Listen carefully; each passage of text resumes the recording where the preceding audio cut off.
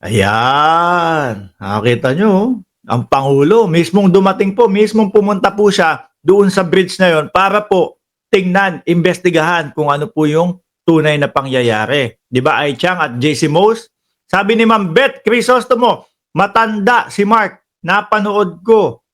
Napanood ko yan nung nakaupo pa si Duterte, kasama si Mark sa project na yan. O, di ba? O ngayon, ano ang sabi ng Pangulo? Good morning, good morning.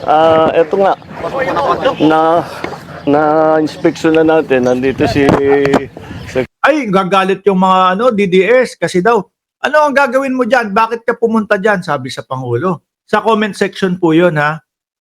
O, ano ang gagawin mo dyan? Bakit ka pumunta dyan? Pag hindi naman pumunta, sasabihin naman po nila, tignan mo yung Pangulo, bumagsak na yung tulay dun. Wala man lang pakialam. Wala kang lulugaran sa mga DDS. O, kaya, hayaan lang po natin yan. Secretary Manny Bunuan para nga explain kung ano yung nangyari dito.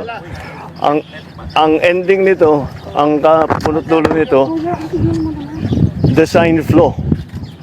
It is a design flaw. Mali yung design. Nako!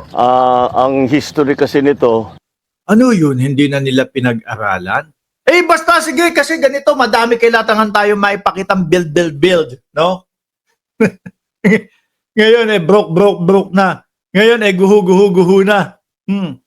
Hayaan mo na, hindi naman siguro. No? Siguro, gamit na gamit po nung panahon na yon yung salitang siguro. Tayo pa namang mga Pilipino, mahilig tayo sa ganyan. Hindi naman siguro guguho yan. Hindi naman siguro ganito yan. Hindi naman siguro dadaanan nung mabigat na yan. Na mga truck yan.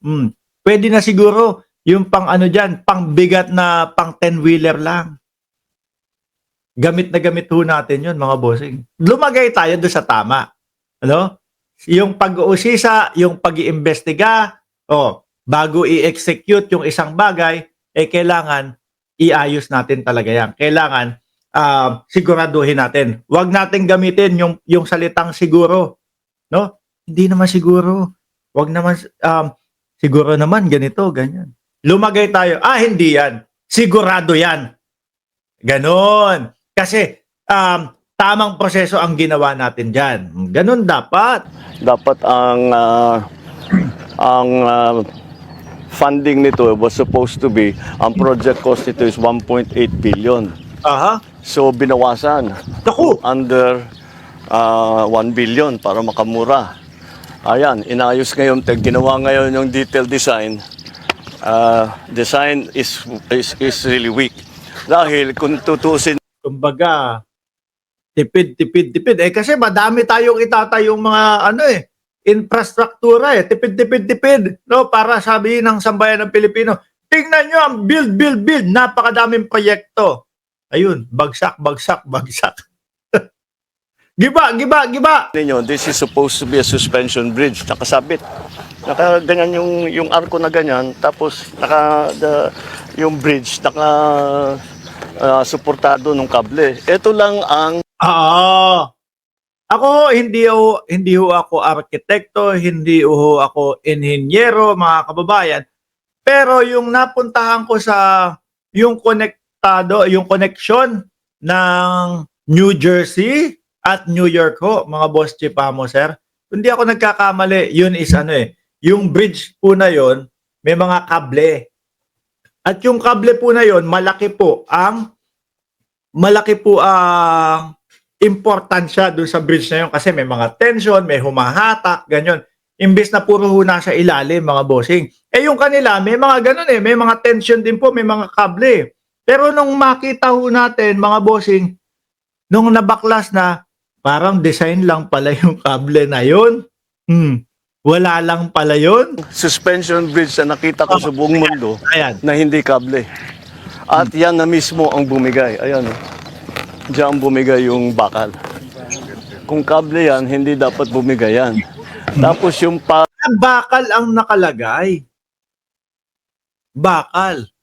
Kung kable nga naman, kasi isususpend niya Di ho ba, mga bossing? Hindi stagnant yung Hindi stagnant. So, syempre, parang wala din pong laro yun, mga bossing. Kaya bumigay. Kumbaga parang nakadiretso lang ng ganon. konting gewang, siyempre kapag yung diretso, rekta, bakal na bakal, no? Konting gumewang, konting umalog, ang mangyayari ho nun, yung kailaliman ho, magka-crack lang yon. Di ba? Hindi kagaya nung kapag ka-suspension, hindi pala kable yung bakal pala yung linagay. Hindi ho kapag kagaya nung kable ang nakalagay, lalaro ho ng ganun yun. So hindi magkakaroon ng crack. Ay, grabe kayo dyan ha. Ako, hindi pa ako engineer nito. Hindi pa ako arkitekto kahit papaano kahit konti. Naiintindihan ko yun. Pag-anchor nung support, tignan ninyo, doon lang sa baba. Dapat sa taas yan hanggang sa taas para hanggang sa taas para yung buong arc. Ito ang nagsusupport sa kanya. Yan yung bakal na nakikita ninyo at saka yung semento. Yan lang ang nagsusupport doon sa buong tulay. So mahina talaga ang design dito. Hindi natin kailangan malaking nung una pa nga ang ginagawa ito kasi naging umabot 900 million natin yung original na budget. Umabot ng 1.2 dahil nag-refit. Bakit nag-refit? Nung nagko-construction pa lang may nakita na gumagalaw na mahina. Kaya kailangan balikan at refit. Siguro ang nakikita ko na nga lang ho dyan, mga kababayan, siguro mga nagmadali po, no? Madami tayong proyekto para bumango ang pangalan natin sa mamamayang Pilipino. Sige, bilisan na yan. Hindi naman, siguro, gigiba yan. Ginamit ho siguro yung magic word na siguro. O, hindi naman siguro, gigiba yan. So, the whole process is, okay naman lang yung construction, yung contractor, sinundan naman ang plano. By the book naman yung kanyang ginawa, up to specifications yung kanilang ginawa. Yun lang, yung specifications, mali. Pero doon lang ho, mga kababayan, napakadaling intindihin nun. Yung mga tension bridge ho, talagang makakapal na kable ho yun at madaming mga kable. Pati nga ho yung pag-arcs ng pag-ano nun meron pong kalkulasyon yun may ibig sabihin po yun. Tapos sa kanila, bakal. Ano ba yun? Napakadali naman intindihin nun. So this is a design problem. Napos, this is a 44-ton bridge. Dapat 44 tons ang acceptable load. Yung dalawang truck na yan, yung naiwan yung isa, over 100 tons yan. Dalawa yan ang dumaan. Kaya, ayan ang nga nangyari. Ganon yung sa kanila, gagawa na din sila no mga ganong proyekto, hindi pa nila linubos-lubos. Yung talagang pwede lahat. Ubra lahat, no? Tatagal hanggang sa susunod na mga henerasyon. Yung mga proyekto nila pang sidecar lang o pang ganito lang, dapat six-wheeler lang dapat pang lahatan na. Hindi talaga kaya. Ito yata yung una Ito yung pagbigay. Wala nang Sabi ni Kors, kamusta ICC Wamos? Ay naku, ayun, ICC pa din, kabado pa din. Yung mga Duterte mo, kabado pa din. Sila Bato de la Rosa, ICC pa din yan. plating. Ito, baka na. And then, sumunod. Ito, ayaw niyong pag-usapan. Uy, ayaw niyong pag-usapan ito. Yung ni Duterte, etong kanyang proyekto, ICC naman niya yun. Tapos kapag binabanggit namin yung ICC, nag-iiyakan. Mark Ramos, hindi ko mabanggit yung letrang R.